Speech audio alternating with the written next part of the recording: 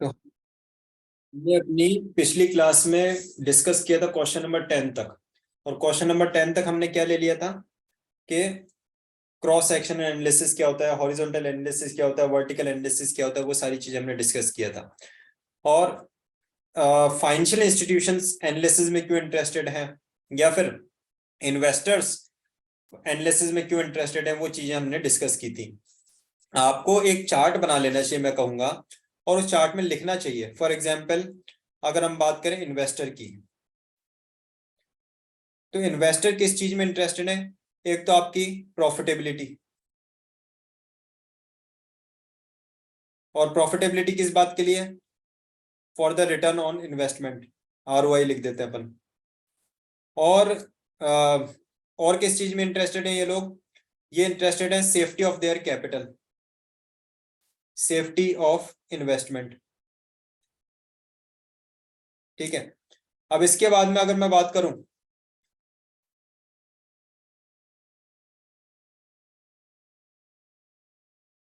Yes sir.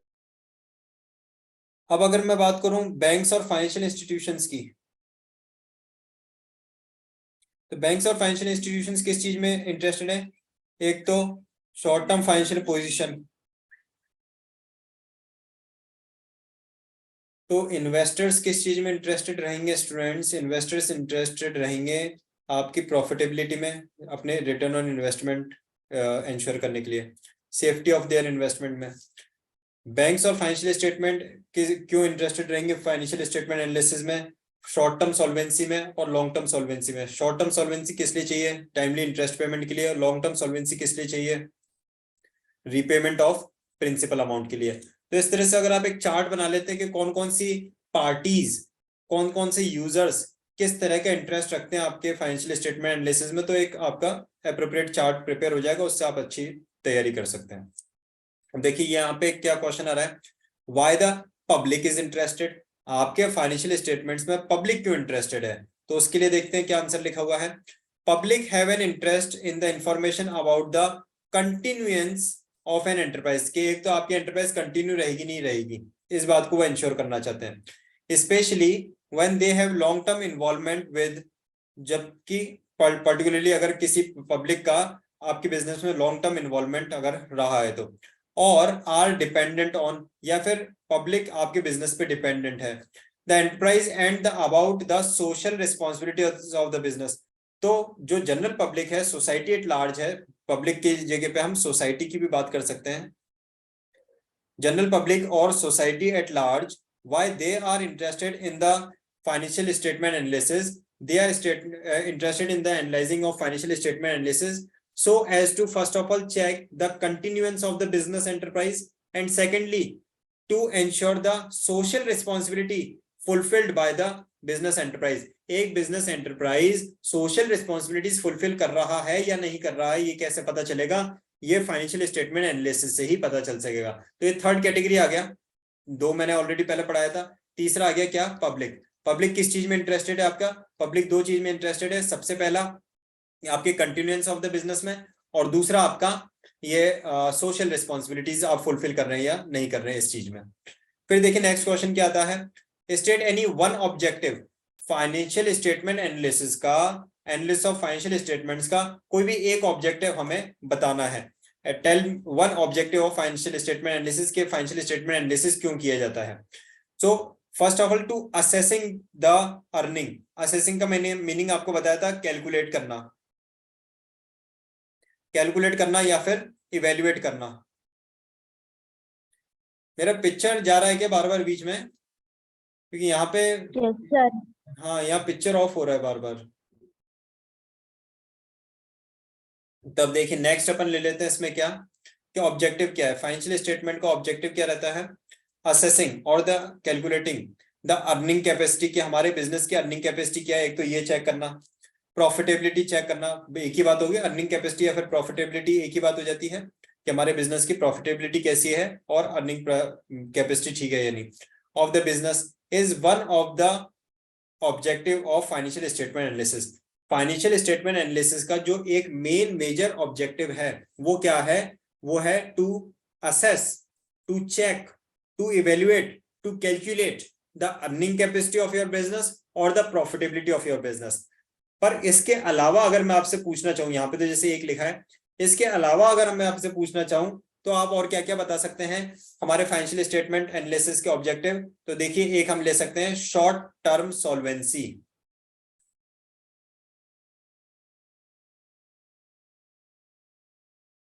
दूसरा हम ले सकते हैं long term solvency,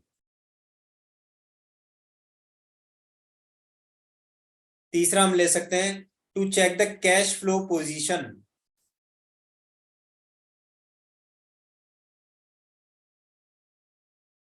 to assess the efficiency of the business और एफिशिएंसी ऑफ मैनेजमेंट। अब आप कहेंगे सर ये याद कैसे रखना? तो बहुत इजी है। आपके रेशियो एनालिसिस के चैप्टर में मैंने आपको 4 कैटेगरी के रेशियोज पढ़ाए हैं। There are 4 categories of ratios that we had studied in the chapter of ratio analysis.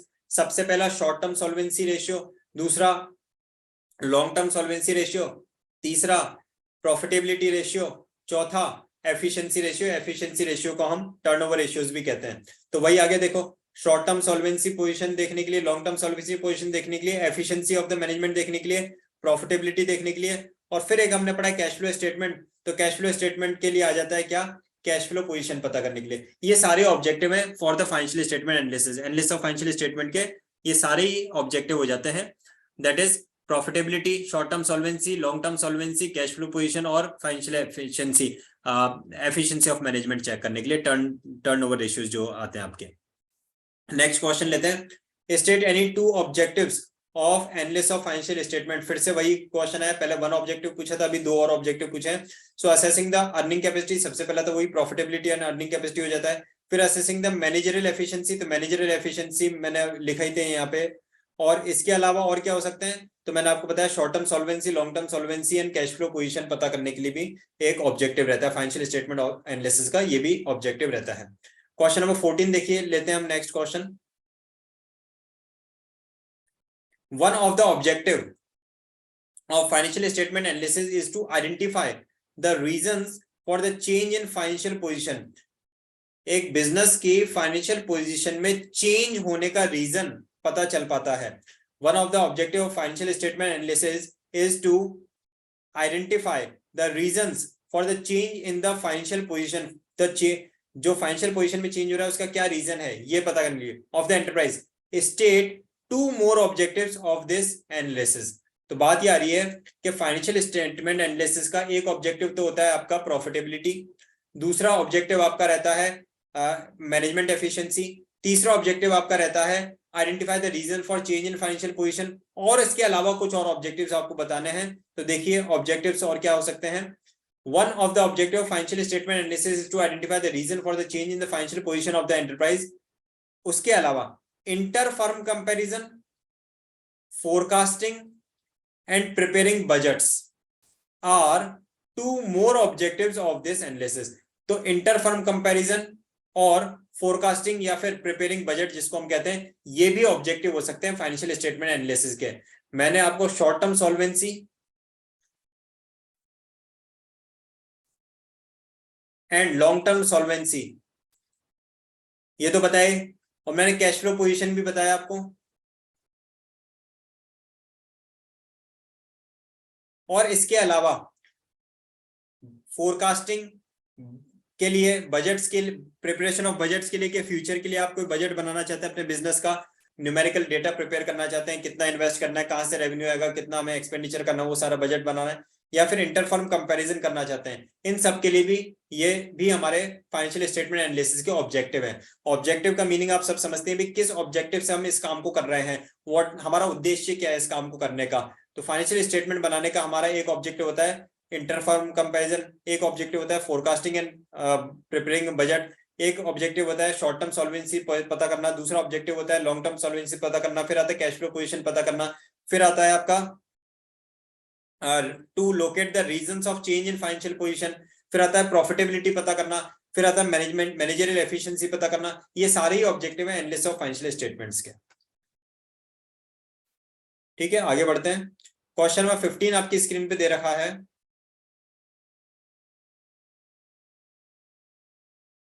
One of the objective of financial statement analysis is to जज, एक और ऑब्जेक्टिव यहाँ पे लिखा है, टू जज the ability of the firm to repay its debts.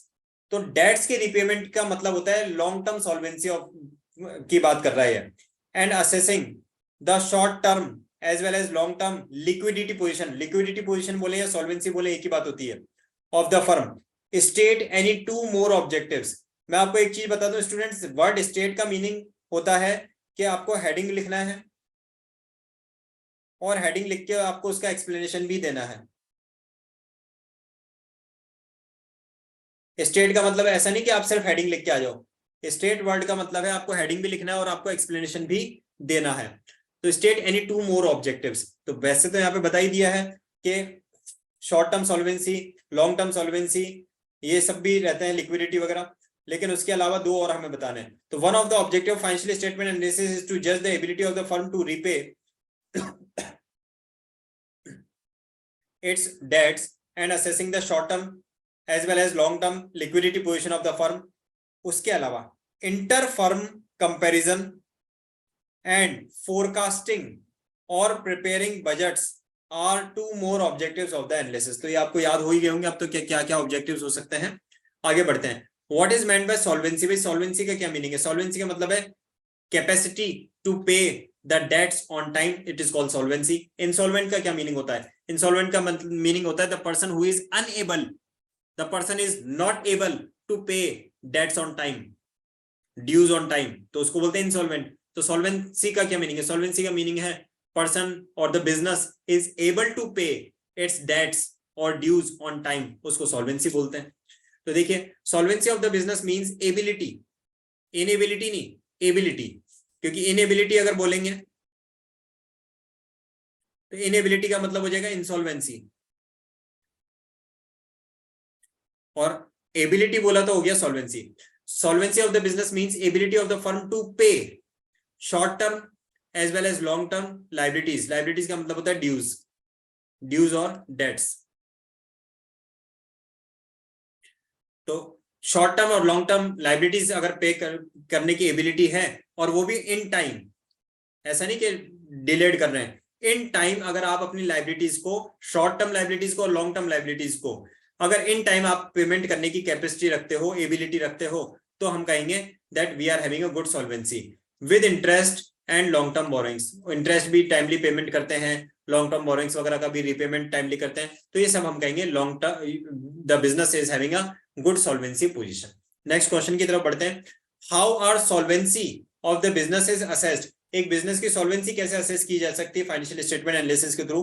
तो analysis में आपको याद होगा कि हमने रेशियो एनालिसिस में शॉर्ट टर्म सॉल्वेंसी रेशियो और long term solvency ratio calculate किए हैं। शॉर्ट टर्म सॉल्वेंसी रेशियो को हम लिक्विडिटी रेशियो भी कहते हैं, जैसे कि करंट रेशियो और लिक्विड रेशियो, और लॉन्ग टर्म सॉल्वेंसी रेशियो में debt to equity ratio, assets turn, total asset to debt ratio, then आपका इंटरेस्ट कवरेज रेशियो। इस तरह से लॉन्ग टर्म सॉल्वेंसी पोजीशन वाले प्रॉफिट रेशियोज भी हमने पढ़े हैं। तो वही यहाँ पे पूछा जा रहा है कि भी किसी बिजनेस की सॉल्वेंसी पोजीशन को कैसे असेस किया जाएगा? तो उसका आंसर है the short term solvency and long term solvency of the business is assessed कैसे? By financial statement analysis. Financial statement का एनालिसिस करके शॉर्ट टर्म और लॉन्ग टर्म सॉल्वेंसी पता की जाती है by using the ratio analysis. तो रेशियो एनालिसिस के आप कुछ नाम लिख सकते हैं, like liquidity ratio, current ratio and liquid ratio, और आप लिख सकते हैं यहाँ पे क्या, सॉल्वेंसी रेशियोज। सॉल्वेंसी रेशियो में आ जाएगा आपका debt to equity ratio, total asset to debt ratio, कोई भी आप इनके रेशियोज के नाम लिख सकते हैं। और कंपैरेटिव स्टेटमेंट से भी हमारी सॉल्वेंसी पोजीशन पता चल जाती है स्टूडेंट्स। तो comparative statement is also one of the tool of financial statement analysis which assesses the solvency of the business. तो ये हमने 17 क्वेश्चन तक यहाँ तक कंप्लीट किया। नेक्स्ट आगे बढ़ते हैं। कोई भी डाउट लगे किसी भी स्टेज पे तो आप बीच में पूछ लेना। अब आता है next question, question number 18। How are earning capacity, अब बात अर्निंग कैपेसिटी की कर रहे हैं, प्रॉफिटेबिलिटी की बात कर रहे हैं। How are the earning capacity of the business is assessed by financial statement analysis. Financial statement को एनालाइज करके हम अपनी अर्निंग कैपेसिटी कैसे पता कर सकते हैं? तो प्रॉफिटेबिलिटी रेशियो कैलकुलेट कर लो। प्रॉफिटेबिलिटी रेशियोज में कौन कौन से आते हैं हमारे?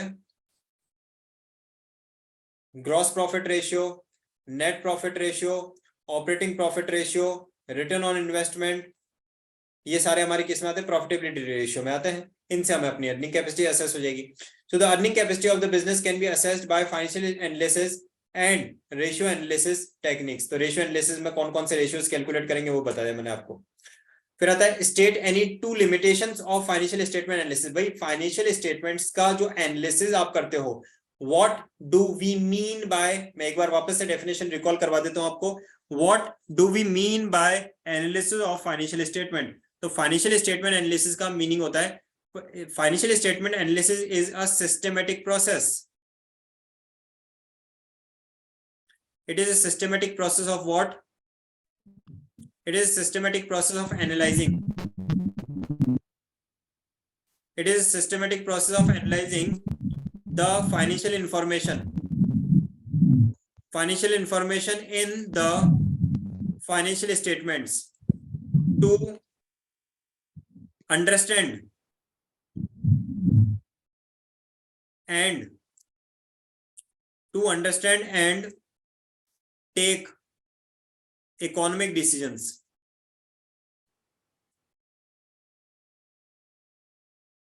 ये हमने एनालिसिस ऑफ फाइनेंशियल स्टेटमेंट की डेफिनेशन पढ़ी थी। अब यहाँ पे बोल रहा है कि भाई ये जो एनालिसिस हम करते हैं इसकी कोई लिमिटेशंस हैं क्या?